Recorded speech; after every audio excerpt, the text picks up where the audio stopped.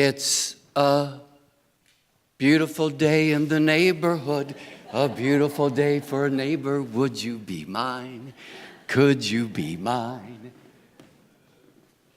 It's a neighborly day in this neighborhood, a neighborly day for a neighbor. Would you be mine? Could you be mine? Hi, neighbor. Today we're going to talk about commitment. Can you say commitment? I knew you could. Going to begin with a tune. I want you to guess what the name of the tune is. You may want to back up. She's small, but she's powerful.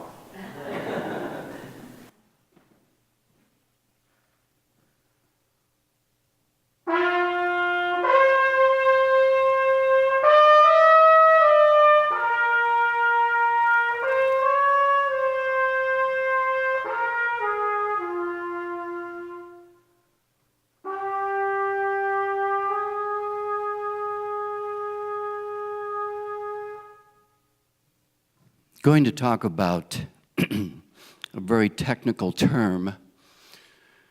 The term is boing. Can you say boing? That's nice ring to it. I like it. Now that it's in your mouth, this will remain in your thoughts. 1958 was a boing moment for me. A boing is that time when you are at a decision point. It's the moment of impact. Where will your life go from this point? In 1958, I considered myself an athlete.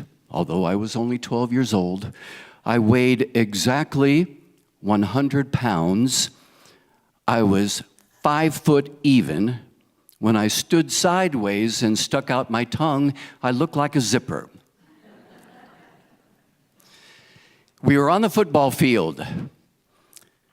The quarterback called the play. It was one of our practices. I'm going to do this in slow motion so that you can see it. The quarterback said, "Ready, set, high." Now let me roll back a little bit. I'm here, I'm the halfback, right? The play is blast right. That means I go straight up the gut, right through those two ladies with the gray hair. Okay? I get the ball.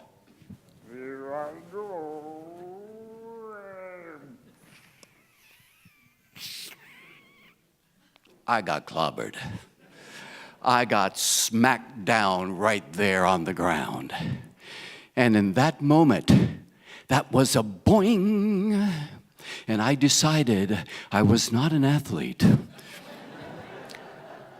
I decided in that instant I was a scholar.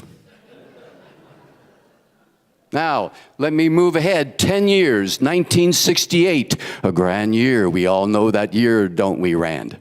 Yes, we do. 1968. What was I going to do with that year? Well, I was going to fall in love. I was teaching the very first year at Kelso High School, just graduated, and I was at an all-faculty meeting, an all-district meeting, and into the room walks the most beautiful lady I had ever seen. Her name was Nita Astleford. And when she walked into the room, it was not John Wayne. Oh, I'm just going to rustle up some cows and kiss a pretty horse. No, it was not a walk like that. It was a walk kind of like part Ginger Rogers and part a fashion model. A walk like,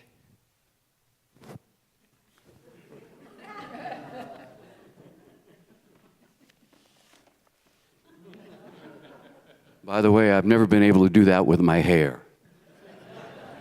But that was the walk. And I thought, I am going to marry that woman. 2 months later, we were married. That was a boing moment. Now, here's the thesis. My thesis is this: boing is easy. What is hard is commitment. Now, commitment, really, I think of commitment as a covenant. A covenant is that privilege and that pledge that is binding. A binding pledge. So let me go back to 1958 and tell you how that covenant worked. In 1958, I was a C- student. I had never read a book in my life. My idea of education was recess. But all that changed. From that moment on, all that changed. Right after school, I would head for my room and I would do my homework every day. In college, I recognized that, hey, there's time between classes. I went to the library and studied. At the end of high school, I was number 7 in a class of 315.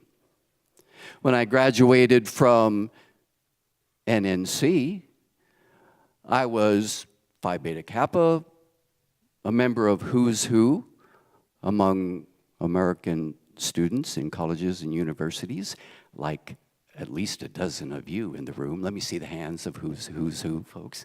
You see, all those fancy people. Isn't it neat that those people are the ones that are still here, that are still committed, that still have a covenant to education and to relationships and to growth? And weren't the speakers here today so eloquent? Weren't they just amazing? And the singing? Wow. How did it work with my Boing moment with my wife in 1968? Well, in a couple of months, we will be married 50 years. Thank you, thank you. I know that applause is not for me, but for my wife. Can you imagine living with me for 50 years? No, you can't. Cut that out. I saw that. 50 years, and she has taught me so much. She deserves merit because she's such a great teacher. She has taught me humility, although it doesn't always show. But I'll give you an example. Once, feeling a little full of myself, I said to my wife, honey, if I could not provide the kind of life, the quality of life to which you have become accustomed, would you still love me? And she said, honey, of course I'd love you. I'd miss you.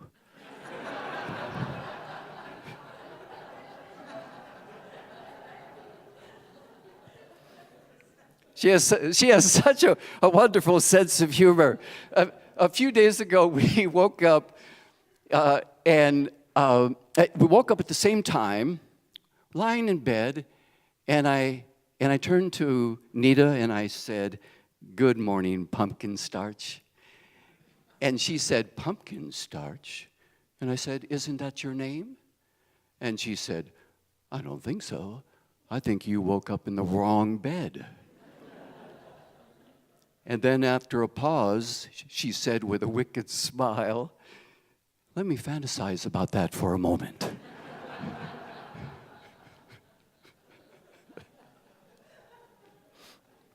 One more quick story about Nita and the difference that it has made. We are calibrated differently, especially when it comes to expressiveness. We were in Spain for the first time on the Mediterranean, right near Malaga. The water is that wonderful turquoise color. The sand is white. And I am flailing my arms saying, honey, isn't this wonderful? Here we are in Spain, the land of Picasso and the running of the bulls and Hemingway and Farewell to Arms. Isn't this great? And my wife says, uh-huh. Now, what I didn't know then, but I know now, is that everyone is calibrated 1 to 10 in expressiveness and everything else. My calibration is 1, 2, 3, 4, 5, 6, 7, 8, 9, 10. Nita's calibration is 1, 2, 3, 4, 5, 6, 7, 8, 9, 10. Her 10 is equal to my 3. But that's okay. Yes, we are different, my wife and I. But that's okay. So here's what I want to leave with you. When you talk to your children, your grandchildren, your great-grandchildren, if you have them, tell them that the Boings are important, but what counts is that covenant. A year and a half ago, my wife was diagnosed with Parkinson's disease. And she asked me how I felt about that. And I said, sweetheart, it makes no difference.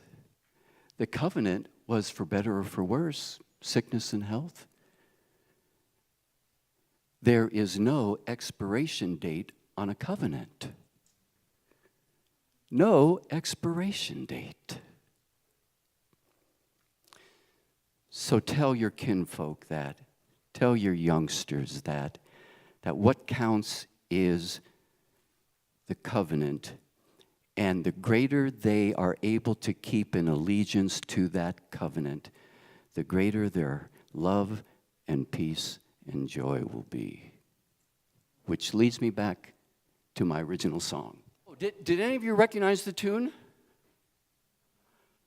Gene Lubens? Mary had a No. Go to your room until you can behave yourself, okay? You got to stop listening to Mozart, Gene. And in the end, the love you take is equal to the love you make. The last song recorded collectively by the Beatles, Abbey Road album. Listen to the words again, and I'll leave you. And in the end, I changed keys. The love you take is equal to the love you make.